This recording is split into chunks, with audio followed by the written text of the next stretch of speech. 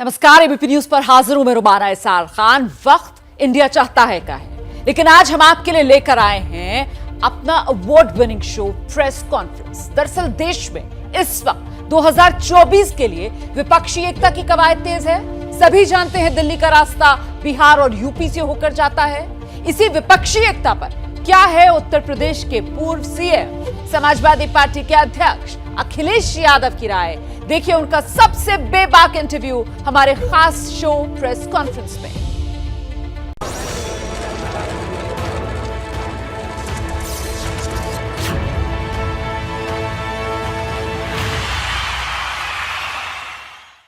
नमस्कार, मैं हूं दिबांग।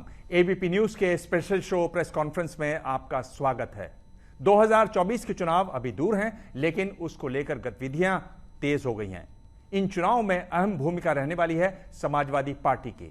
इसलिए हमारे आज के खास मेहमान समाजवादी पार्टी के अध्यक्ष अखिलेश यादव। बहुत धन्यवाद आपका। आपसे सभी जरूरी सवाल होंगे, लेकिन उससे पहले ये रिपोर्ट। जो देश के प्रधानमंत्री हैं वो पहले हमारे आपके बीच में चाय वाला बन करके आए थे और अब चौकीदार बन करके आए हैं। अगर यादव रिश्तेदार हो सकते हैं तो मोदी रिश्तेदार क्यों नहीं हो सकते? मैं लड़ाई समझ चुका हूँ, लड़ाई क्या है। बड़ा अच्छा नारा लगाया है, मठाधीश तुम मठ में जाओ।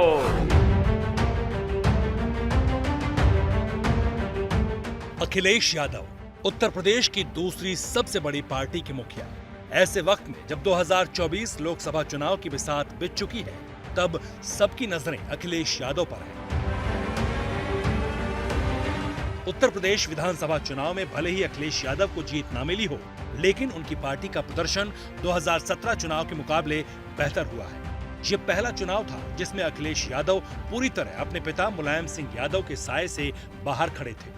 अब सवाल यह है कि क्या अखिलेश 2024 लोकसभा चुनाव अकेले लड़ेंगे या फिर विपक्ष के साथ गठबंधन करके। 2017 में कांग्रेस और 2019 में बीएसपी के साथ चुनाव लड़ने का उनका दांव फेल हो चुका है।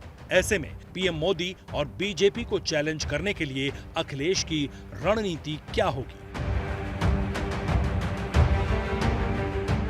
आपसे पहला सवाल है, आपने कांग्रेस से गठजोड़ कर लिया, बीएसपी से गठजोड़ कर लिया, आपने छोटी पार्टियों से गठजोड़ कर लिया, लेकिन न तो आप योगी को चित कर पाए न मोदी को हरा पाए। तो इस बार 2024 का जो महत्वपूर्ण चुनाव है, उसके लिए आपकी क्या रणनीति होगी, क्या दांव पेच होंगे? इधर समाजवादी पार्टी ने कोशिश की गठबंधन हो और कम से कम ज़्यादा वोट जुड़े, क्योंकि जहां भारतीय जनता पार्टी पहुंच गई है और जिस तरीके का काम भारतीय जनता पार्टी ने अपने बूथ स्तर पर किया है, समाजवादी पार्टी या गठबंधन जब तक वोट नहीं बढ़ाएगा तो मुकाबला नहीं कर पाएगा। और जिस तरह की भारतीय जनता पार्टी समय समय पर साजिश, षड्यंत्र या संस्थाओं को अपने लिए इस्तेमाल करना, मैं उदाहरण के लिए कह सकता हूं, और इस बात को चेक करना चाहिए। अगर मैं कोई बात कह रहा हूं एज ए पॉलिटिकल पार्टी के हेड होने के साथ साथ अपनी पार्टी के कार्यकर्ता नेताओं की इंफॉर्मेशन लेने के बाद, जो पिछला चुनाव था, जब भी बीजेपी को पता लग गया कि उत्तर प्रदेश में वो चुनाव नहीं जीत सकते हैं, क्योंकि जो गठबंधन है उसका वोट बहुत है, गठबंधन जो है उसने तैयारी बहुत की है, उसमें उन्होंने जानबूझ करके एडमिनिस्ट्रेशन का साथ लिया, इलेक्शन कमीशन का साथ लिया। जहां इलेक्शन कमीशन इस बात का प्रचार करता है कि ज़्यादा से ज़्यादा लोग बाहर निकलें और वोट डालें, लेकिन इलेक्शन कमीशन ये करे चिन्हित कर करके एक पॉलिटिकल पार्टी के सहारे पर वोट काटे जाएं, और वोट काटने का काम भी केवल उनका किया जाए जो समाजवादी पार्टी को वोट दे रहे हैं, जिसमें उदाहरण के लिए यादव हों, मुस्लिम हों, उनके वोट वोटर लिस्ट से हटा दिए जाएं या ऐसे बूथ पे लगा दिए जाएं जब वो ढूंढने जाएं तो उन्हें मिले नहीं। इसलिए जहां गठबंधन हम लोग कर रहे हैं, और मेरी कोशिश होगी कि लगातार जो समाजवादी पार्टी के साथ दल रहे हैं उनको साथ लेकर के चलें और आने वाले 2024 में उत्तर प्रदेश में भारतीय जनता पार्टी का मुकाबला करें। ये सही बात है कि 2017 में कांग्रेस के साथ गठबंधन था, एक अनुभव मिला कि गठबंधन कैसे चलाया जाता है। उसके बाद सबसे बड़ा गठबंधन मैंने किया जिसमें समाजवादी पार्टी और बहुजन समाज पार्टी और आरएलडी साथ आए। उसमें भी हम लोग जितने कामयाब होने चाहिए थे नहीं हुए, लेकिन देश में अगर हम देखें तो सबसे ज्यादा भारतीय जनता पार्टी को लोकसभा में सीटें किसी ने हराई तो उत्तर प्रदेश के इस गठबंधन ने हराई। और अभी जो गठबंधन हुआ जिसमें मेरी कोशिश थी कि सभी दलों को मैं साथ लाऊं, एक ऐसा गठबंधन बने जो सभी जाति धर्म के लोगों का रिप्रेजेंटेशन हो, ज़्यादा से ज़्यादा लोग हमारे से जुड़ें और वो माहौल भी बना। और गठबंधन ने एक कामयाबी ये हासिल की कि भारतीय जनता पार्टी को न केवल मुकाबला किया बल्कि भारतीय जनता पार्टी को आखिरी वक्त तक उनके अधिकारी, उनके नेता ये महसूस नहीं कर पाए कि वो जीत रहे हैं। और अंतोगत हम हारे, हम स्वीकार करते हैं, लेकिन इन गठबंधनों से, इन लीडर्स के साथ रहने से कम मुझे अनुभव मिला है भविष्य में समाजवादी पार्टी और सहयोगी दलों को साथ लेकर के कैसे बीजेपी को हराया जाए, ये कम से कम हम लोगों ने सीख लिया है। नहीं तो आप साफ नहीं बता रहे कि आप क्या करने वाले हैं। आप गठजोड़ करेंगे इनके साथ कि नहीं करेंगे, या अभी बहुत दूर है मामला? जो समाजवादी पार्टी के साथ अभी दल हैं उन्हीं दलों को लेकर के समाजवादी पार्टी आगे बढ़ेगी। भविष्य में किसी और दल से गठबंधन करने का कोई विचार समाजवादी पार्टी में नहीं चल रहा। तो ये तो साफ संदेश चला गया कांग्रेस पार्टी को, साफ संदेश चला गया बीएसपी को। बीएसपी से भी किया था लेकिन अनुभव ठीक नहीं रहा, इधर कांग्रेस से भी किया लेकिन जिस तरीके से कांग्रेस का व्यवहार रहा या गठबंधन चलना चाहिए था नहीं चला पाए। इसलिए मैं दोष किसी को नहीं दे रहा हूं, हम लोग कामयाब नहीं हुए। इसलिए आने वाले समय में जो समाजवादी पार्टी के साथ दल आज हैं उन्हीं दलों के साथ समाजवादी पार्टी 2024 का चुनाव लड़ेगी। जो आज हैं वो हैं साथ में कि वो बस हैं? नहीं, साथ हैं, और जो छोड़ गए वो बीजेपी के साथ चले गए। जो समाजवादी पार्टी को छोड़ रहा है वो कहीं ना कहीं बीजेपी छुड़वा रही है उनको। और ये बीजेपी पहली बार ऐसा नहीं कर रही। अभी तो आंकड़े आ रहे हैं कि पूरे देश में बीजेपी ने इतने विधायक खरीदे हैं। तो केवल डिवाइड एंड रूल हिंदू मुसलमान वाला नहीं, जाति वाला नहीं है, वो विपक्ष को भी बांटना चाहते हैं, या जो विपक्ष की पार्टी है उसको भी कैसे बांटें उस तरीके को अपनाते हैं भारतीय जनता पार्टी के लोग। अखिलेश जी, एक अगर मोटा आंकड़ा देखें तो गैर बीजेपी शासित राज्यों में करीब 274 सीटें हैं लोकसभा की। सीटें तो हैं पर एक बड़ी समस्या यह है कि इनको एक साथ जोड़ेगा कौन। ये सब केकड़े की तरह हैं, कोई भी बाहर निकलना चाहे तो दूसरा उसकी टांग खींच लेता है डब्बे से, कोई भी बाहर निकलना चाहे और सब डब्बे में रह जाते हैं। इस बार मैं समझता हूं ऐसा नहीं होगा, क्योंकि देश के बड़े बड़े नेता इस बात की कोशिश कर रहे हैं कि सभी दल एक साथ आए। मुझे याद है मैं तेलंगाना के मुख्यमंत्री जी से कई बार मिला हूं, उनकी भी कोशिश है कि दलों को साथ लाया जाए। आदरणीय ममता बनर्जी जी, उन्होंने भी काम किया। जब राष्ट्रपति का चुनाव था तो सभी दलों को लेकर के वो साथ आएंगे, उनकी भी कोशिश है। और इधर नीतीश कुमार जी भी कोशिश कर रहे हैं कि कहीं ना कहीं जो विपक्षी पार्टियां वो एक साथ आएं। मुझे उम्मीद है कि 2024 तक रास्ता साफ हो जाएगा। ये सही है कि एक माला बनाने के लिए हमें एक धागा चाहिए, और धागा में माला की तरह उनको मोतियों को डालने का वाला व्यक्ति चाहिए। मैं समझता हूं विपक्ष में इतने नेता हैं और इस बार लोकतंत्र को बचाने के लिए, संविधान को बचाने के लिए ये सब नेता साथ आएंगे। और जिस तरीके से आर्थिक संकट पैदा है, आप वोट लेने के लिए फ्री राशन देंगे, फ्री और कुछ देंगे, लेकिन अगर दूसरी पार्टी कुछ फ्री देना चाहती है तो आप उसको रेवड़ी बोलेंगे। लेकिन उद्योगपतियों को जिस तरीके से आप सब्सिडी देते हैं, ग्रांट देते हैं, या बैंक से सहूलियत देते हैं, या उनका सब्सिडी इंटरेस्ट माफ करते हैं, या उनका पैसा माफ करते हैं, कारोबारी को वो रेवड़ी आपको नहीं लगती। तो देश को बचाने के लिए विपक्षी दल एक साथ आएंगे और मुझे उम्मीद है किसी न किसी एजेंडा के साथ आएंगे। आज देखिए बेरोजगारी कितनी है। मैं केवल फर्रुखाबाद का उदाहरण दे सकता हूं। फर्रुखाबाद में अग्निवीर की भर्ती में 1,13,000 लोगों ने फॉर्म भरे हैं और सरकार अभी तक स्वीकार नहीं कर रही है और न बता रही है उन नौजवानों को कि कितनों को भर्ती में लिया जाएगा। उत्तर प्रदेश में इतने बड़े बड़े आयोजन हुए हैं, इन्वेस्टमेंट मीट के बहाने न जाने क्या क्या सपने दिखाए गए, लेकिन क्या इन्वेस्टमेंट मीट से कुछ हासिल हुआ है? इन्वेस्टमेंट आ गया होता तो शायद रोजगार मिल रहे होते। किस जिले में फैक्ट्री लग रही है? ये बड़े बड़े सपने दिखाते हैं, 1 डिस्ट्रिक्ट 1 प्रोडक्ट। मैं जानना चाहता हूं किस डिस्ट्रिक्ट को कितना आप दे रहे हैं बजट। और फिर जिस अर्थव्यवस्था को संभालता है किसान, एग्रीकल्चर सेक्टर, उस सेक्टर को क्या आप मदद कर रहे हैं?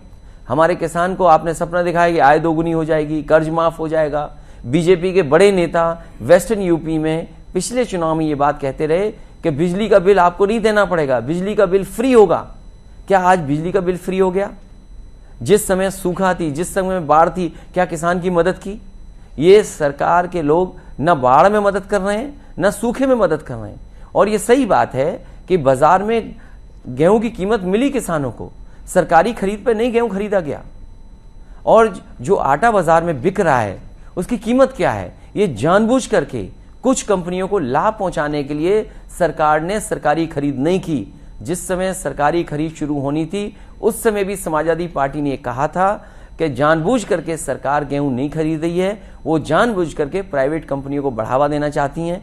इसलिए बढ़ावा दे रही है क्योंकि उनके प्रोडक्ट्स हैं, आटे के प्रोडक्ट हैं, और वो जो आटा का प्रोडक्ट है जब बाजार में आएगा वो कम से कम मुनाफा कमा सकें। आज ये समझ में नहीं आ रहा कि जहां उत्तर प्रदेश में इतना खाने का तेल पैदा हो सकता है, चाहे वो कोई तेल हो, लेकिन आप क्या कर रहे हैं? आप कुछ लोगों को पूरी मदद कर रहे हैं जिससे कि बाजार पे उनका कब्जा हो जाए। आप कैसे आंकते हैं? हम बात करें पहले नीतीश कुमार की, यानी अनुभवी नेता, बीजेपी के नेता खुद मानते हैं कि बड़े मेहनती हैं, भाई भतीजावाद परिवारवाद का कोई आरोप नहीं, मोदी की तरह से भ्रष्टाचार का कोई आरोप नहीं। सबसे पहले सवाल यह है कि बीजेपी ये कहती है कि विपक्ष के पास कोई नेता नहीं है। मैंने पहले भी कहा कि एक एजेंडा हो, ऐसे कुछ कार्यक्रम हो, ऐसे कुछ फैसले हों जिससे देश का भला हो। मुझे याद है तेलंगाना के जो मुख्यमंत्री थे उन्होंने यूपी में किस तरीके से वो पानी की व्यवस्था कर रहे हैं किसानों के लिए, वो एक प्रेजेंटेशन की थी कि किस तरीके से वाटर पाइपलाइन सप्लाई हो रही है, किस तरह किसानों को पानी दे रहे हैं। और मुझे याद है उस समय प्रेजेंटेशन जब मेरे सामने हुआ और आज मैं देखता हूं पीछे मुड़ करके तो एक एग्जाम्पलरी काम किया है। और वहीं हम बिहार में अगर देख लें, ये सच है कि नीतीश कुमार जी ने लगातार बिहार में इतने वर्षों से काम किया, उनके पास भी एग्जाम्पलरी काम है। समूह का काम जो उन्होंने किया, साइकिल बांटने का काम किया, या और बिहार में सुधारने के लिए जो कर सकते थे अपने संसाधनों से या दिल्ली की सरकार की मदद से वो किया। इसी तरह ममता बनर्जी जी के पास भी एग्जाम्पलरी काम है कि उन्होंने बेटियों के लिए कितना अच्छा काम किया, उन्होंने महिलाओं के लिए कितना अच्छा काम किया। और शायद वो काम ऐसे हैं जो दिल्ली की सरकार नहीं कर पाई, और दिल्ली की सरकार ने समाजवादियों की नकल की, समाजवादी पेंशन उत्तर प्रदेश में सबसे पहले शुरू की और डायरेक्ट अकाउंट में भेज रहे थे। वही तो आज जनधन खाते में पहुंच रहा है पैसा। कभी समाजवादी सरकार ने सबसे ज्यादा अकाउंट खुलवाए थे, सबसे ज्यादा ब्रांचेस खुलवाई थी। मैं बीजेपी से जानना चाहता हूं, पिछले सालों से इतने सरकारें चली उनकी, उन्होंने उत्तर प्रदेश में कितनी ब्रांचें खुलवाई हैं।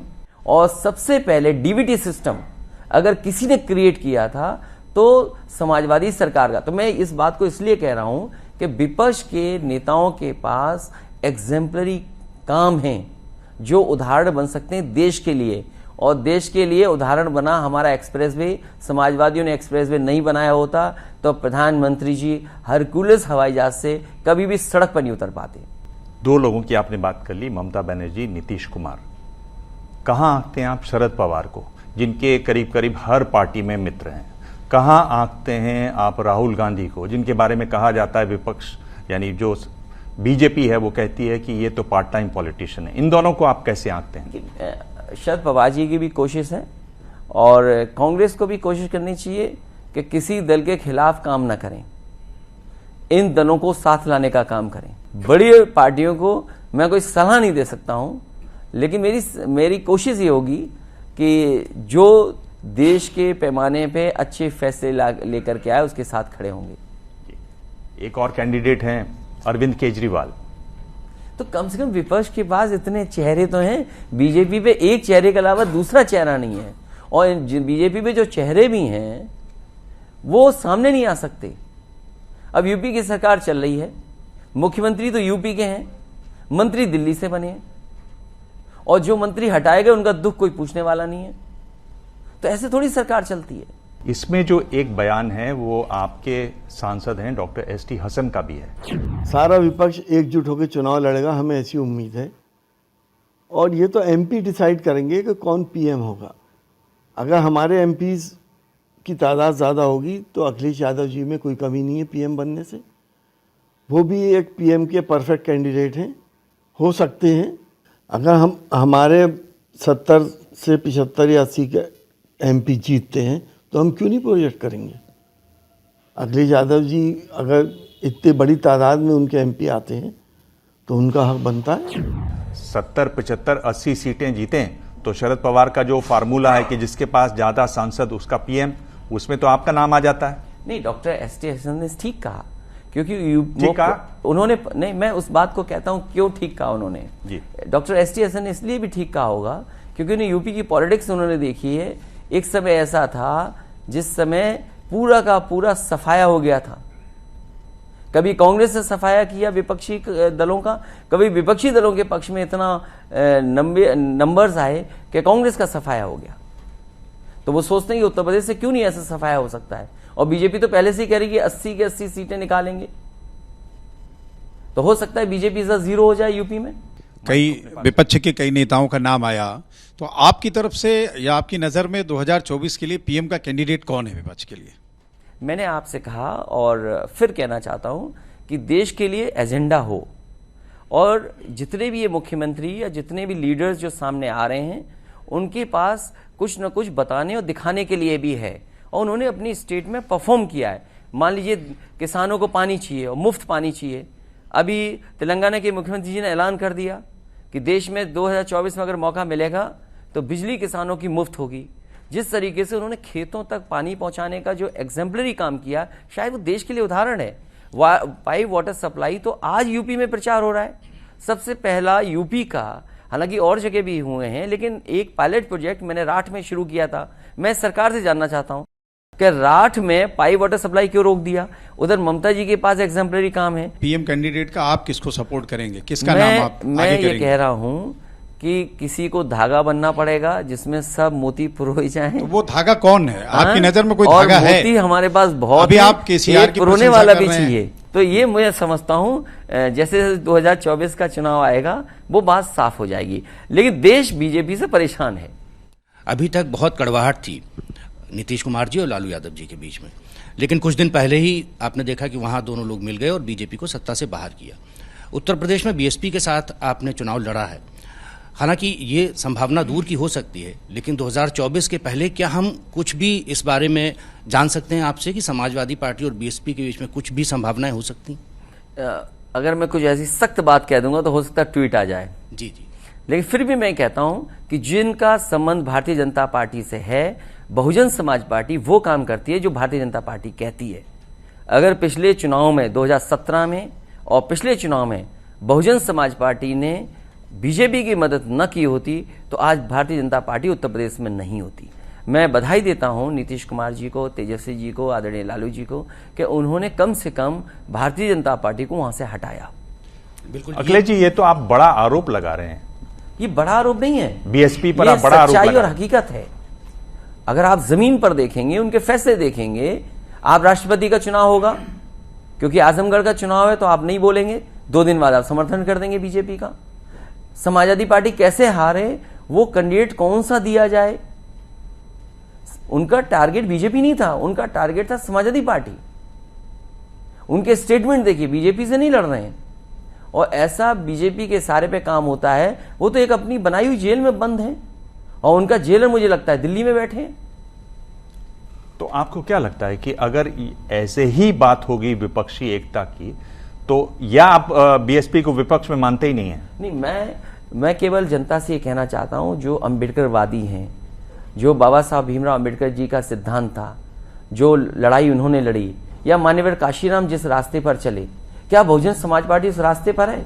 मुझे बहुजन समाज पार्टी के बहुत लीडर्स मिले हैं, उनके कैडर के लोग मिले हैं, और समय समय में मैंने उनको सुना है, वो यही कहते हैं कि बहुजन समाज पार्टी का आज रास्ता वो नहीं है जो मान्यवर काशीराम जी का रास्ता था। एक बड़ा आरोप जो प्रधानमंत्री जिसके बारे में बात करते हैं वो है परिवारवाद का। क्या आपको कहीं ना कहीं इस बात का एहसास था, क्योंकि हम देख रहे हैं कि आपने डिम्पल को इस बार आजमगढ़ से नहीं उतारा, राज्यसभा भी नहीं भेजा, तो एक तरीके से समाजवादी पार्टी में कोर्स करेक्शन चल रहा है थोड़ा? भारतीय जनता पार्टी और प्रधानमंत्री जी को मैं धन्यवाद देता हूं। उन्होंने केवल राजनीति के क्षेत्र में परिवारवाद की बात नहीं की, उन्होंने कहा इंडस्ट्री में बहुत परिवारवाद है, जजेस में बहुत परिवारवाद है। मुझे खुशी होगी कि वो जिस तरीके से बाजार के जो लोग हैं, बड़े बड़े लोग हैं, इंडस्ट्री में हैं और क्षेत्रों में हैं, उस परिवारवाद को कब खत्म करेंगे। जहां तक समाजवादी पार्टी का परिवारवाद की बात है, भारतीय जनता पार्टी दूसरे के परिवारों की बात इसलिए करती है, वो अपने परिवार को छिपाना चाहती है। मैं जानना चाहता हूं, उत्तर प्रदेश के मुख्यमंत्री जी हैं, क्या बिना परिवारवाद के वो विधायक और सांसद बन जाते? कर्नाटक के मुख्यमंत्री हैं, क्या परिवारवाद नहीं है वहां पर? मैं ऑल लीडर्स का नाम नहीं लेना चाहता हूं। बीजेपी में भरमार है परिवारवाद की, लेकिन जनता को क्योंकि प्रोपेगेंडा करना है, उन्हें एक परसेप्शन क्रिएट करना है कि विपक्षी पार्टियों के पास परिवारवाद है, हमारे परिवारवाद नहीं है। लेकिन इस बार प्रधानमंत्री जी ने विस्तार किया है कि और क्षेत्रों में जो परिवारवाद है उसको भी खत्म करेंगे। मुझे उम्मीद है कि बड़े बड़े जो इंडस्ट्रियल घराने हैं उनका परिवारवाद कब खत्म करेंगे प्रधानमंत्री जी। तो एक तरीके से मुश्किल हो गई क्या? दाल और सब्जी में आपके घर में नमक सही पड़ रहा है आजकल, या जो आपने उनको आजमगढ़ से राज्यसभा से रोक दिया उसमें कुछ मुश्किल? क्योंकि अभी 24 का चुनाव है और 24 में चुनाव में जिसको लड़ना होगा मैं लड़ाऊंगा। इतने कम महीनों के चुनाव में क्यों मैं लड़ाऊं किसी को? हालांकि धर्मेंद्र लड़े, वो भी परिवार का ही हिस्सा है। अखिलेश जी, जो आपातकाल जब देश में लगा था तो समाजवादियों की भूमिका बड़ी थी उसको हटाने में। आज की डेट में आप लोग आरोप लगाते हैं कि ये जो सरकार एजेंसीज का दुरुपयोग करती है, आपातकाल जैसा कुछ बताते हैं कि तानाशाही है सरकार में, तो वो आपातकाल और ये जो आपातकाल है इसमें आप किसको ज़्यादा गंभीर मानते हैं? बीजेपी ने ये कांग्रेस से सीखा है, लोगों के घर में छापा मारना, पॉलिटिकल लोगों को फंसाना। कम से कम बीजेपी ये स्वीकार करी, कांग्रेस से सीखा है उन्होंने। और कांग्रेस का हाल देख लीजिए आप, बीजेपी के खिलाफ कोई खड़ा हो जाएगा, उसके खिलाफ ईडी, सीबीआई, इनकम टैक्स और न जाने कौन कौन से विभाग आ जाएंगे। आज भी हम लोग, आप लोग बैठे हैं, हो सकता है किसी के यहाँ छापा पड़ रहा हो ईडी का। एक दिन ईडी ही परेशान हो जाएगी छापा मार मार करके, क्योंकि इतने कागज ईडी पर हो जाएंगे, पूरा देश फंस जाएगा उसमें, कोई कारोबार नहीं होगा। और बीजेपी के लोगों का क्यों नहीं ईडी छापा पड़ रहा है? ये एक्सप्रेसवे बना बुंदेलखंड, केवल एक एग्जांपल मैं देता हूं। बुंदेलखंड एक्सप्रेसवे बना, सबसे बड़ा प्रोजेक्ट था और प्रधानमंत्री जी ने उद्घाटन किया। बारिश के दूसरे दिन ही ढह गया, उसके जो क्वालिटी थी कंस्ट्रक्शन की वो खराब थी। मैं जानना चाहता हूं इसकी ईडी, सीबीआई, इनकम टैक्स क्यों जांच नहीं हुई? वो प्रोजेक्ट क्या सस्ता प्रोजेक्ट है? और फिर जो समाजवादी पूर्वांचल एक्सप्रेसवे बना था उसकी क्वालिटी बिल्कुल बर्बाद कर दी। इन्होंने जो कहा कि उसकी राइडिंग क्वालिटी के लिए रबर मिक्स्ड विटामिन यूज करेंगे। मैं जानना चाहता हूं कि जो पूर्वांचल एक्सप्रेसवे है उसमें रबर विटामिन कितना यूज हुआ है जिससे राइडिंग क्वालिटी बेटर हो जाती। और आपने तो इंडियन रोड कांग्रेस के जो मापदंड थे, मानक थे, उन मानकों से खिलवाड़ किए। उनके मानकों से खिलवाड़ करने का मतलब है कि आप जो चलने वाले लोग हैं उनकी सेफ्टी से खिलवाड़ कर रहे हैं। जिस हाईवे का मीडियन 14 मीटर होना चाहिए था, आपने मीडियन काट दिया, आपने सर्विस लेन काट दी, आपने कोई आगे फर्दर प्रोजेक्ट नहीं बनाया, मंडियां किसानों के लिए नहीं बनाई। तो कब जांच होगी इस बात की, ईडी, सीबीआई और इनकम टैक्स की? आपने गलत एक्सप्रेसवे बना दिया। इंडियन रोड कांग्रेस के मानक से कैसे आप खिलवाड़ कर सकते हैं? और फिर यहां तो जेल में घोटाला है, स्वास्थ्य विभाग में घोटाला है, ट्रांसफर पोस्टिंग में घोटाला है। अभी उत्तर प्रदेश में सरकार बनते ही सभी इंजीनियरों का ट्रांसफर हो गया और ऐसा घोटाला सामने आया जिसमें कई सौ करोड़ का खिलवाड़ हुई है। क्या उसकी ईडी, सीबीआई जांच होगी? स्वास्थ्य विभाग के ट्रांसफर हो गए, क्या ईडी, सीबीआई जांच होगी? आज स्वास्थ्य विभाग ठप है। वहां के डिप्टी सीएम को यह काम है कि जाइए छापा मारिए, घूमिए, देखिए अस्पतालों को, और आज तक किसी पे कार्रवाई नहीं हुई। जहां जहां गए वो अस्पताल नहीं ठीक हुए, ना दवाई मिल रही, ना इलाज मिल रहा है, ना जांचें हो रही हैं, अल्ट्रासाउंड मशीन बंद है, आपकी एक्सरे मशीन बंद है, ऑपरेशन की डेट के बाद डेट दे रहे हैं, आपको दवाइयां उपलब्ध नहीं है, पूरा खत्म कर दिया स्वास्थ्य विभाग। इस सब के विरोध में आप सड़क पर क्यों नहीं उतरते? ये जो राजभर जी आरोप लगाते हैं आप पर कि आप एसी कमरे में ही बैठना चाहते हैं, ये जो कह रहे हैं कि आपातकाल में समाजवादियों ने बहुत विरोध किया था, आप लोग के बारे में ये छवि क्यों बन रही है कि आप उतरते नहीं है सड़क पर? भारतीय जनता पार्टी अरबों खरबों रुपया खर्च करती है किसी भी पार्टी, पॉलिटिकल पार्टी की इमेज खराब करने में। मैं आपसे जानना चाहता हूं, ये बुद्धिजीवी पत्रकार हैं, अगर इन्होंने एक भी लाइन लिखी हो कि समाजवादी पार्टी के छात्र नौजवान पिछले कई दिनों से पदयात्रा कर रहे हैं, हजारों की संख्या में पदयात्रा कर रहे हैं, हमारे लीडर शामिल हो रहे हैं उसमें, हम लोग भी शामिल होंगे, ये बताएं ये बुद्धिजीवी पत्रकार, अगर एक लाइन लिखी हो उन्होंने उसके बारे में? तो जब आप हमारा लिखोगे ही नहीं तो जानेगा क्यों कोई? मेरा सवाल संगठन को लेके है। आप 2024 की तैयारी में हैं और उत्तर प्रदेश सबसे बड़ी जमीन है समाजवादी पार्टी के लिए, लेकिन पार्टी का संगठन इस समय कहीं दिखाई नहीं दे रहा। आपने संगठन भंग कर दिया। एक अध्यक्ष उत्तर प्रदेश के हैं और एक राष्ट्रीय अध्यक्ष हैं। पार्टी सिर्फ इस दो लोगों के उस पर चल रही है। तो आपको नहीं लगता कि संगठन आने वाले चुनावों के लिहाज से बहुत जरूरी है? टीम समाजवादी पार्टी बहुत जरूरी है, इसके लिए क्या कर रहे हैं?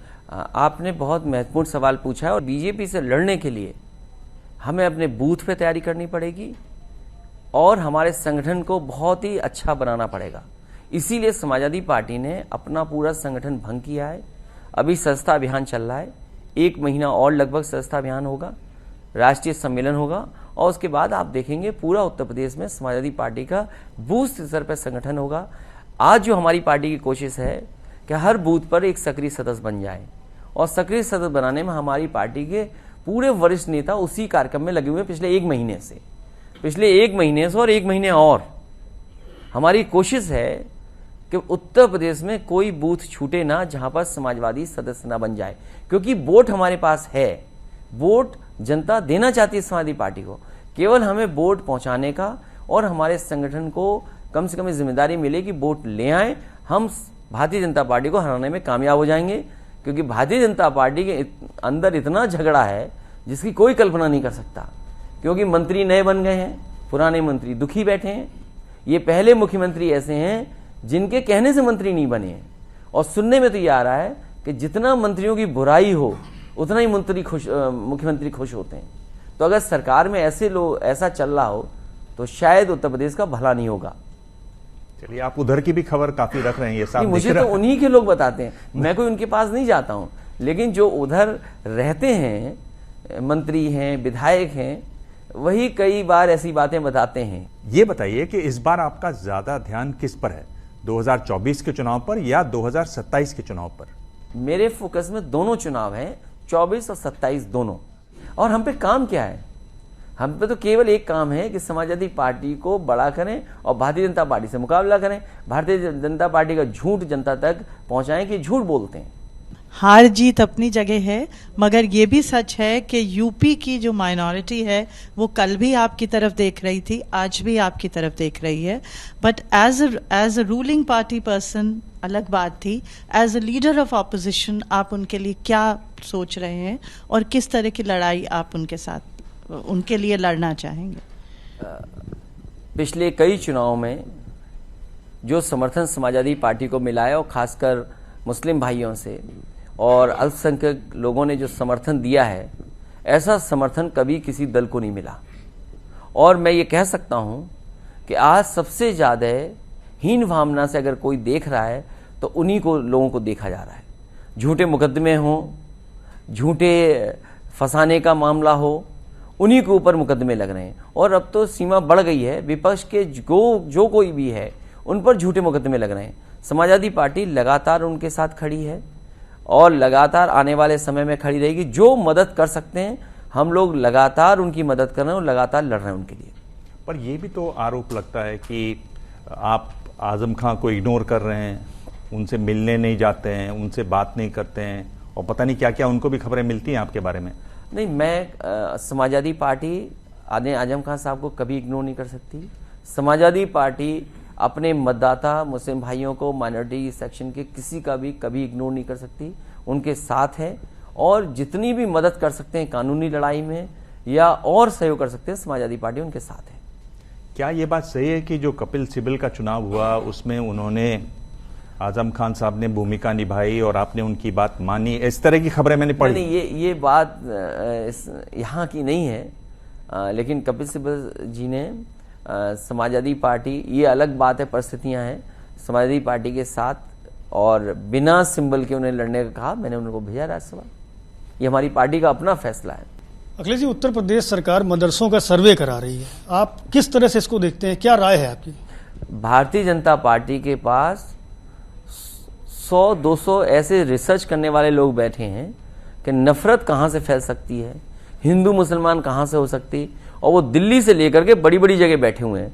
आप मदरसों को अच्छा मॉडर्नाइज क्यों नहीं करना चाहते हैं? आप मदरसों को मॉडर्नाइज करिए। चलिए, मदरसों को नहीं मॉडर्नाइज करना चाहते आप अपने संस्कृत स्कूलों को क्यों नहीं मॉडर्नाइज करना चाहते हो? आपके संस्कृत स्कूल ठप हैं। उनके शिक्षकों का अगर किसी ने सम्मान किया था तो नेताजी ने या समाजवादी पार्टी, हम लोगों ने खुद उनके पक्ष में किया। आपकी संस्कृत यूनिवर्सिटी है जो बनारस में है, समाजवादियों ने बजट दिया था उसके लिए, आप उसको संस्कृत को क्यों नहीं बढ़ावा देना चाहते हैं? आप दूसरे के खिलाफ इसलिए हैं क्योंकि आप वोट लेना चाहते हैं, आप अपनी अच्छाई नहीं दिखाना चाहते हो। आपके पास काम क्या है? अभी मैं एलडीए का होर्डिंग देख के आया हूं पहला, उस होर्डिंग में पहली फोटो जो लगी है वो समाजवादियों का काम है। आप गंगा साफ क्यों नहीं कर रहे हैं? आपने तो कहा था कि मां गंगा साफ करेंगे। आप बताइए, मां गंगा को साफ करना तो दूर, उसको गंदा और कर दिया। एनजीटी की रिपोर्ट्स देखिए, कोर्ट की समय समय की टिप्पणी देखिए, आप हजारों लाखों करोड़ रुपए कहां कर दिया बर्बाद आपने।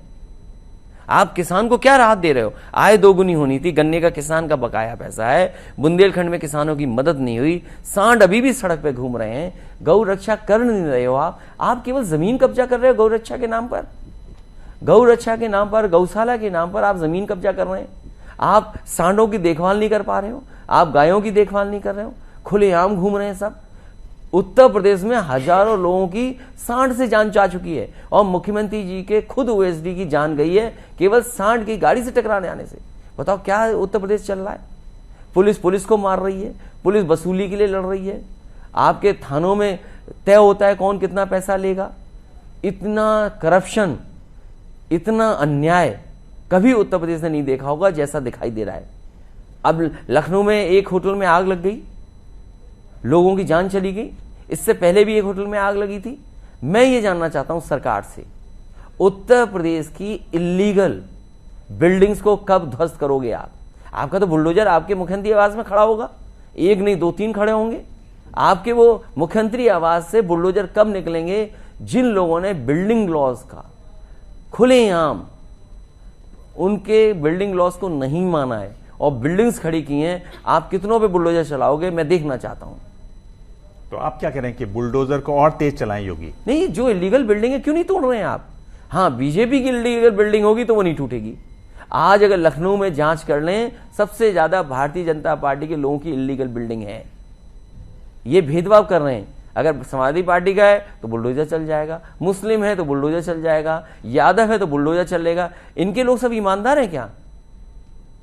आज सबसे ज्यादा बेईमानी, भ्रष्टाचार, करप्शन हर लेवल पे कोई कर रहा है तो भारतीय जनता पार्टी कर रही है। पर ये जो भारतीय जनता पार्टी है उसका तो ये कहना है कि यूपी और बिहार की बात करें तो वो विकास के नाम पर अगला चुनाव लड़ेंगे, प्रधानमंत्री मोदी के नाम पर लड़ेंगे, जबकि जो विपक्ष है यानी आप लोग हैं वो जातीय समीकरण बिठाने में जुटे हुए हैं। भारतीय जनता पार्टी से ज्यादा जातिवादी कोई नहीं है।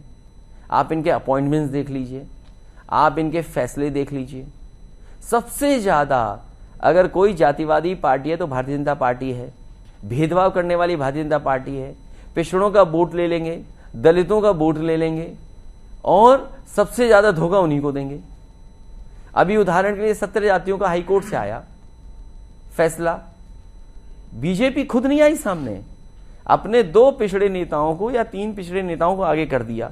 मैं स्वीकार करता हूं कि अगर कोई पिछली सरकार में कमी रह गई उस नोटिफिकेशन में, अधिकारियों ने हो सकता है कोई बात नहीं रखी हो, अब सरकार आपकी है, आप उसको दूर कर दीजिए, फिर भेज दीजिए आप। और अब तो दिल्ली की सरकार भी आपकी है कि अगर यूपी की सरकार के अधिकार में नहीं है वो, तो दिल्ली सरकार किसकी है? और फिर दलित भाई कभी बुरा नहीं मानेंगे इस बात को कि आबादी के हिसाब से किसी को हक और सम्मान मिल जाए। हम तो ये बात कहते हैं कि जनगणना करिए, जातिवार जनगणना करिए और सभी जातियां गिन करके उनको आबादी के हिसाब से उन्हें हक और सम्मान दे दीजिए। आप भूल जाइए 7 जातियों को क्या देना चाहते हैं आप, क्या नोटिफिकेशन हुआ है, लेकिन आप आबादी गिन लीजिए हर जाति का और हर जाति को उस हिसाब से हक और सम्मान दे दें आप। आपने जो बातें बताई उनमें ऐसा लग रहा है कि बेरोजगारी, भ्रष्टाचार, महंगाई ये बड़े मुद्दे हैं। मैं आपसे पूछ रहा हूं कि इन मुद्दों के बावजूद ऐसा क्या होता है कि बीजेपी हर बार जीत जाती है? देखिए, भारतीय जनता पार्टी ने उत्तर प्रदेश में एडमिनिस्ट्रेशन का यूज गलत न किया होता और चुनाव आयोग ने साथ न दिया होता, उत्तर प्रदेश में भारतीय जनता पार्टी हार जाती। सहारनपुर में बहुत कम वोट से धर्म सिंह सैनी हार गए, बिजनौर में कई सीटें समाजवादी पार्टी कम कम वोट से हार गई, जौनपुर में कई सीटें कम कम वोट से हार गए। और जो भारतीय जनता पार्टी की स्ट्रेटजी है कि विपक्षी पार्टियों से भी वो कैंडिडेट दिलाओ जो मुख्य विपक्षी है वो न जीत पाए। तो आपको क्या लगता है, अगर ये ऐसा नहीं होता तो आप कितनी सीटें और जीत लेते? समाजवादियों की सरकार होती यहाँ उत्तर प्रदेश में, ये बेईमानी न करते और पैसा न बांटते भारतीय जनता पार्टी के लोग, तो उत्तर प्रदेश में सरकार समाजवादियों की होती। अखिलेश जी, जब आप इस तरह के बयान देते हैं तो आपको ये डर नहीं लगता सीबीआई, ईडी, आईटी ये सब बैठे हुए हैं, देख रहे होंगे सब दिल्ली से? नहीं, मैं इसलिए उनको धन्यवाद दूंगा, ये तीनों की जांच हमारी पहले हो चुकी है। कांग्रेस को धन्यवाद है। हाँ, कांग्रेस को धन्यवाद। ईडी हो चुकी है हमारी नेताजी की, या सीबीआई हो चुकी है, इनकम टैक्स, तो बैलेंस शीट जितना कुछ था सब ये जांच चुके हैं। और कांग्रेस ने कराई थी उस समय, हम तो कांग्रेस को ही धन्यवाद देंगे कि उन्होंने हमारी ईडी सीबीआई सब करा ली जांच, कागज सब ठीक है, अगर कोई गलती होगी तो कागज ठीक कर लेंगे। पिंजड़े का तोता है सीबीआई, तभी सुप्रीम कोर्ट ने कहा था। फिर भी आप कांग्रेस के साथ खड़े रहना चाहते हैं चुनाव में? फिर भी आप कांग्रेस के साथ सहयोग करना चाहते हैं? मैं तो यहां तक जानता हूं कि जिस व्यक्ति ने पीआईएल समाजवादी पार्टी नेताजी पे की थी, उसको कांग्रेस का एक बड़े नेता पैसे देते थे हर महीना, और वही पीआईएल करने वाला जो कांग्रेस का था वो बीजेपी का हो गया। तो हमारा तो ये देखिए, हम तो ये भी चीजें देख रहे हैं, लेकिन अब क्योंकि वो बात खत्म हो चुकी है, गुजर चुकी है, उस पर बहस नहीं कर रहा हूं। लेकिन इन संस्थाओं में बैठे लोग भी सोचते होंगे कि उनसे क्या क्या करवा रही है बीजेपी के लोग, या क्या क्या करने को मजबूर है वो करने को। ऐसा नहीं वो संस्था के लोग करना चाहते हैं, लेकिन वो मजबूर है नौकरी से, क्योंकि नौकरी करनी है तो ये काम करना है उनको। एक ही बात देखने में आ रही है कि बीजेपी ने जिस तरह से भूपेंद्र सिंह को बनाया, आरएलडी किसान आंदोलन का एक तरीके से जवाब देने की कोशिश की, जो कमी रह गई थी उसकी भरपाई करने की कोशिश की, आपके पास इसकी क्या काट है? उत्तर प्रदेश का किसान बहुत समझदार है, वो इंतजार कर रहा है। पिछली बार भी मतदान किया था इनके खिलाफ, इस बार भी करेगा। बिजली का बिल बढ़ गया है, एक अध्यक्ष के बनने से बिजली का बिल नहीं खत्म होगा। जिस समय सूखा थी, जिस समय बाढ़ थी, जो नुकसान हुआ उसकी भरपाई ये नहीं कर सकते, सरकार कर सकती है। चीनी मिलों का अभी भी बकाया है किसानों का पैसा, अभी भी नौजवान सड़कों पर दौड़ रहा है, भाग रहा है, नौकरी नहीं मिली, अग्निवीर के खिलाफ हैं लोग। तो इन व्यवस्थाओं का क्या करोगे आप? किसी के बन जाने से, किसी के पद देने से वोट नहीं इधर उधर होने जा रहा है। ये सही है कि बीजेपी ने कुछ समीकरण बनाने की कोशिश की है, लेकिन वहां के लोग भी समझदार हैं और पूरा उत्तर प्रदेश समझदार है कि आखिरकार ये फैसला क्यों लिया। सवाल तो ये होना चाहिए था कि एक व्यक्ति ने तो ट्वीट किया था कि संगठन सरकार से बड़ा होता है, उन्हें संगठन क्यों नहीं मिला? संगठन तो उन्हें मिलने जा रहा था, लेकिन उन्हें संगठन नहीं मिला, संगठन किसी और को मिला। तो संगठन में फेरबदल से कोई समस्या का समाधान नहीं होने वाला। न अग्निवीर की व्यवस्था खत्म होने वाली है, न किसानों का कोई बहुत खुशहाल होने जा रहा है। सरकार अगर चाहेगी, जो उन्होंने वादे किए थे वो पूरे करेगी, तो शायद किसानों को कुछ भला हो। ये जिस व्यक्ति ने आप ये ट्वीट किया था, वो व्यक्ति आपकी बड़ी तारीफ करते हैं। वो क्या खासियत है? वो इसलिए तारीफ करते हैं क्योंकि वो पिछड़े हैं और बीजेपी के जाल में फंसे हुए हैं। जिन लोगों ने पिछड़ा बनाया है, उन्हीं के जाल में फंसे हुए हैं, उन्हीं के वो हैं प्रवक्ता। भारतीय जनता पार्टी के वो प्रवक्ता हैं, क्योंकि वो पिछड़े हैं। इसलिए वो पिछड़े नहीं होते तो शायद वो नहीं आते। इसलिए मैंने कहा डिवाइड एंड रूल केवल हिंदू मुसलमान नहीं है। बीजेपी की कोशिश है कि पिछड़ा भी बढ़ जाए, दलित भी बढ़ जाए, और जो विपक्ष है वो भी बटा रहे। तो डिवाइड एंड रूल का जो फार्मूला है केवल धर्म हिंदू मुसलमान के लिए नहीं है, दलों में भी फासले हो जाए। तो क्यों नहीं आप समझाते केशव प्रसाद मौर्य को कि तुम क्यों हमला करते रहते हो? हम भी नहीं करेंगे, तुम भी मत करो। बहुत कमजोर आदमी है, उन्होंने सपना तो देखा था मुख्यमंत्री बनने का, आज भी ले आए 100 विधायक।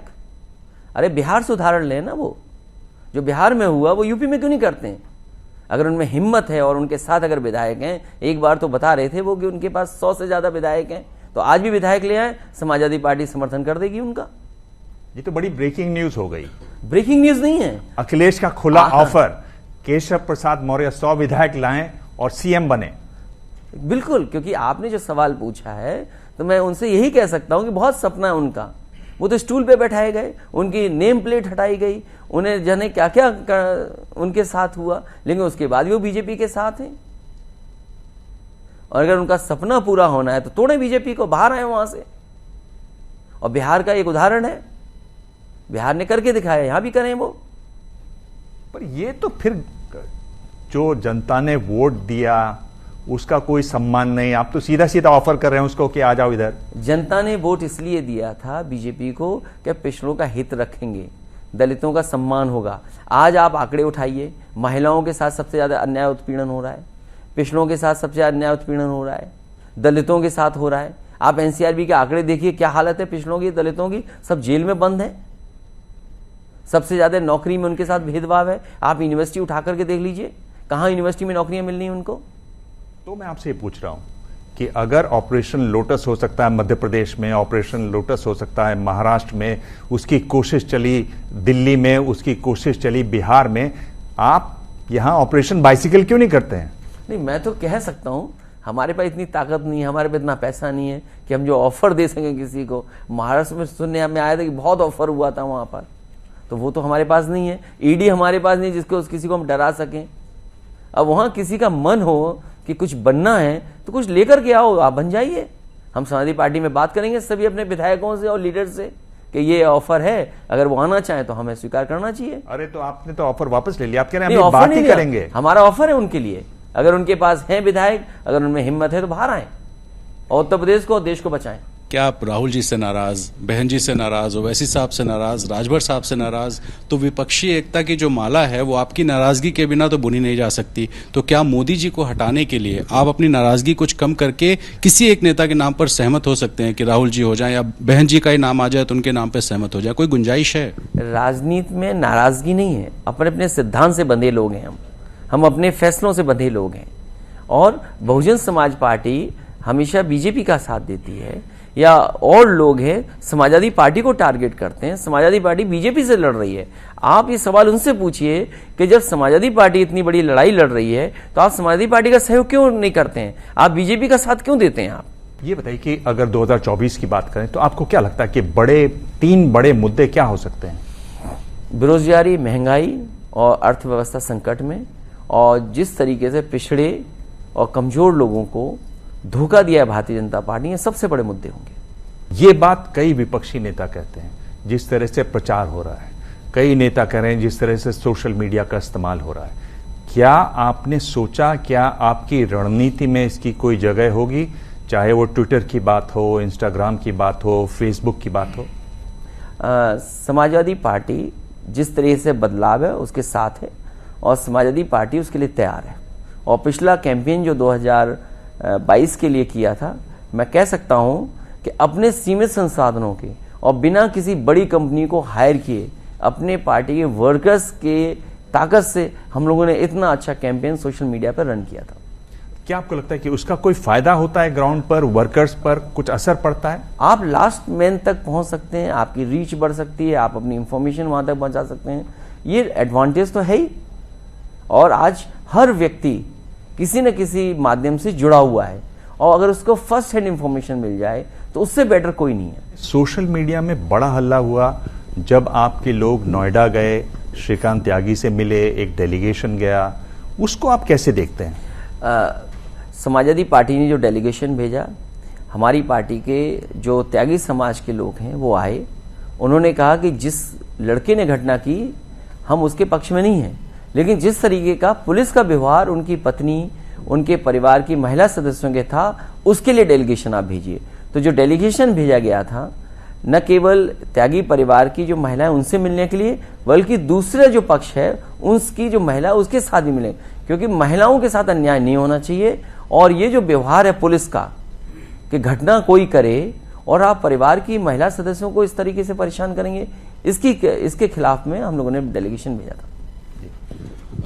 आप 2022 में सांसद थे और चुनाव के बाद विधायक के पद पर रहे, सांसद के पद से इस्तीफा दे दिया। तो ये क्या सिंबल है कि 24 में आप उस रेस में नहीं है जिसमें नीतीश कुमार जी या ममता जी या बाकी लोग हैं? आप उस रेस से बाहर मानते हैं खुद को? नहीं है, सांसद चुनाव फिर लड़ जाएंगे तो आप मानोगे मैं रेस में आ गया। फिर ये माना जाए कि आप रेस में हैं? नहीं, चुनाव तो क्यों नहीं लड़ा जाएगा, चुनाव तो लड़ाएंगे और हम क्या करेंगे।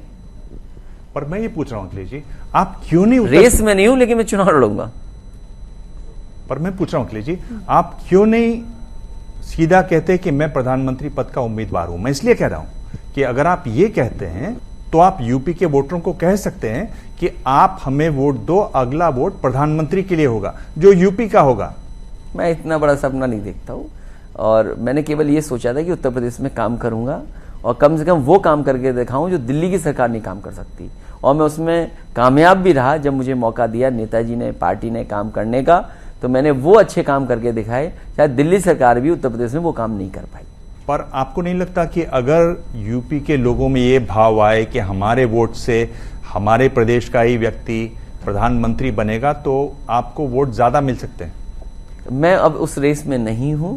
मैं केवल ये चाहूंगा जो रेस में है उनकी मदद करूंगा। मैं ये नीतीश कुमार की बात है, वो ये कह रहे हैं। नीतीश कुमार के हवाले से जेडीयू का बयान, अगर विपक्ष मिलकर लड़े तो 2024 में बीजेपी को 50 सीटों पर समेटा जा सकता है। वो ठीक कह रहे हैं और यही अगर विपक्ष एक साथ जुट जाएगा, साथ खड़ा हो जाएगा तो बीजेपी मुकाबला नहीं कर पाएगी। क्योंकि आज भी परसेंटेज ऑफ वोट जो बीजेपी को मिल रहे हैं वो कम मिल रहे हैं। अगर हम तुलना करें तो विपक्ष के पास वोट ज्यादा है। और विपक्ष को केवल किसी व्यक्ति को नहीं हटाना है। आप भारतीय जनता पार्टी का देखिए ना फैसले, नोटबंदी का किया और कहा कि कालाधन खत्म हो जाएगा, भ्रष्टाचार खत्म हो जाएगा। जीएसटी से कुछ व्यापारियों को या बड़े पैमाने पे व्यापारियों को लाभ हुआ, लेकिन छोटे दुकानदार, उनको कारोबार ठप हुआ। आपने कुछ संस्थाओं को मदद करने के लिए जीएसटी जिस तरीके से बार बार आपने चेंज की है, आपकी जीएसटी काउंसिल में बार बार आप मॉडिफिकेशन कर रहे हो। आप इसी तरह जितने फैसले लिए, 3 काले कानून लाए आप किसानों के खिलाफ, किसानों को न जाने कितना धरना देना पड़े, कितने किसानों की जान गई। आप मजदूरों के खिलाफ फैसला लिए। आप मजदूर, कोविड के बहाने आपने मजदूरों के लिए जो कानून बने थे उन कानूनों की आपने धज्जियां उड़ा दी। आप इन्वेस्टमेंट की बात कर रहे हैं लेकिन इन्वेस्टमेंट नहीं आ रहा। और फिर जो बैंकिंग सिस्टम है आप उसको कोलैप्स कराना चाहते हो। आप आखिरी सवाल, आपकी बड़ी दोस्ती है, आप एक दूसरे की बड़ी प्रशंसा करते हैं, इस समय दूसरी पारी में है मुख्यमंत्री जी, कैसे आंकते हैं आप उनकी दूसरी पारी को? दूसरी पारी में वो ज्यादा कंफ्यूज हो गए। पहली पारी में कंफ्यूज थे। अब दूसरी पारी अगर जनता ने दी है, मौका दिया है, तो आपको काम ज्यादा करना चाहिए। आज भी आप काम क्या कर रहे हैं? आप कैंसर इंस्टीट्यूट जो समाजवादियों ने बनाया था, नेताजी ने शिलान्यास किया था, उद्घाटन हो चुका था। मैं सवाल ये नहीं करता किसी नेता की प्रतिमा आप लगा रहे हैं, मुझे ठीक है, सम्मान की बात है कि उन नेता का आपने प्रतिमा लगाई, लेकिन क्या कैंसर इंस्टीट्यूट को आपने चालू कर दिया? आज भी उत्तर प्रदेश के बड़े पैमाने पे बीमार लोगों को इलाज कराने के लिए मुंबई, आपके दिल्ली या और जगह जाना पड़ता है। क्या इस कैंसर इंस्टीट्यूट में फ्री इलाज नहीं हो सकता था? तो आप प्रतिमा तो लगा रहे हैं अपने लीडर के नाम पर, कम से कम उसमें बजट इतना दे दो जिससे कि वहां पर गरीबों का इलाज हो जाए। इनके खुद के मंत्री ये कह रहे हैं कि इरिगेशन डिपार्टमेंट में कोई हमें सम्मान नहीं देता, अधिकारी सम्मान नहीं देते क्योंकि मैं किसी जाति से आता हूं। ये आरोप लगाया उनके मंत्री ने। प्राइमरी एजुकेशन ठप है, किताबें नहीं ला पाए आप, क्या बच्चे पढ़ेंगे? और सब बच्चे छोड़ करके जा रहे हैं, सब प्राइवेट इंस्टीट्यूशन में चले जा रहे हैं। आपके जो इंटर के स्कूल्स हैं उनकी क्या हालत है? आप बहुत सी चीजें गिनाने को हैं। मैं देख रहा हूं कि आप दोनों का प्रेम बरकरार है। नहीं, विपक्ष का और सत्ता पक्ष का यही प्रेम होना चाहिए, तभी जनता को लाभ मिलेगा।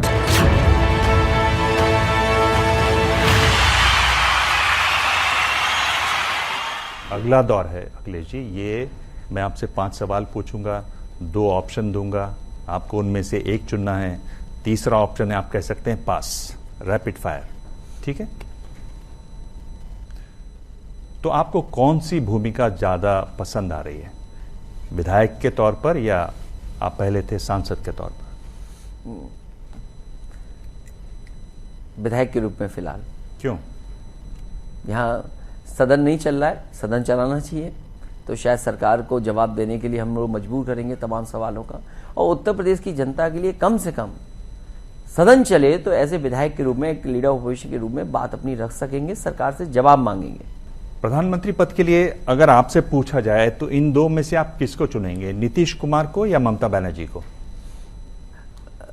मैं कोई पिक नहीं करूंगा नाम, और रास्ता बनेगा कि कौन अगला प्रधानमंत्री होगा, उसका रास्ता निकलेगा।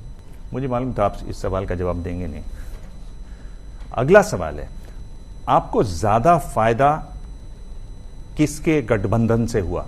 मुझे लगता है आप इसका जवाब देंगे, बीएसपी से या कांग्रेस से ज्यादा फायदा किससे हुआ?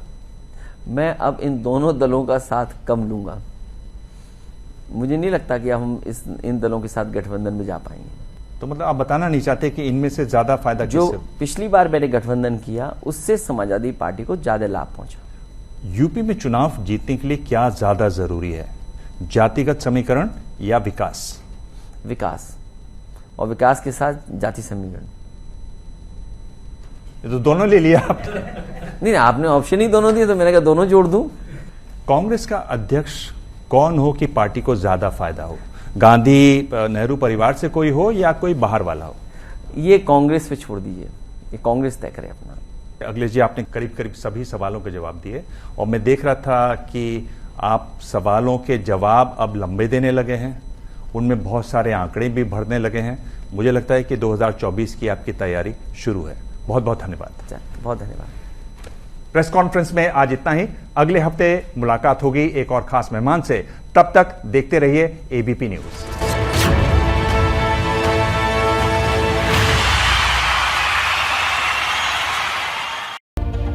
तो इंडिया चाहता है में आज आपने प्रेस कॉन्फ्रेंस का स्पेशल एडिशन देखा। कल इंडिया चाहता है में आपसे फिर मुलाकात होगी।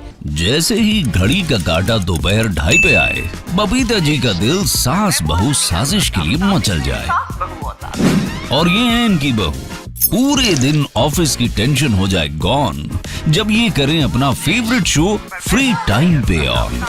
इनकी तरह आप भी देखिए अपना फेवरेट शो अपने टाइम पर और डाउनलोड कीजिए एबीपी लाइव ऐप अपने स्मार्ट टीवी पर।